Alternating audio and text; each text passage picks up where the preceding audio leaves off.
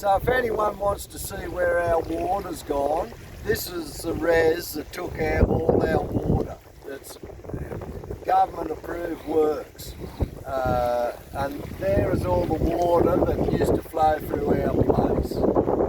My name's Paul Cameron and I'm from Trangie, and this is on the property Trangie Station, and you're currently looking at the water course called the Trangie Cow.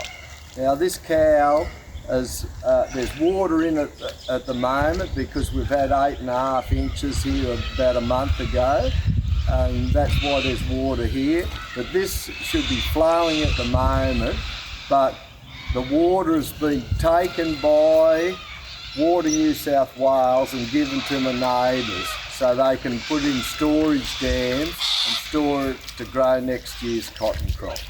Now you're looking along this cow here, there's a 1,200-year-old tree here and 1,000-year-old trees growing along the edge of the cow. There's none growing around that res, but NRA and Water New South Wales say this is not a natural water course. We're not cutting off any environmental water, but they've clearly dug out a res next door and NRA don't even want to look at the situation.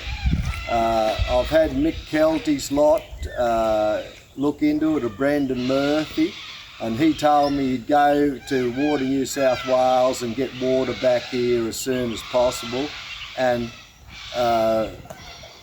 well, nothing's ever changed. And we've been fighting this for 28 years and going through. The only ones we could ever complain to were the ones that issued the neighbours permission in the first place. So if there's any help out there, I'll be very much appreciated.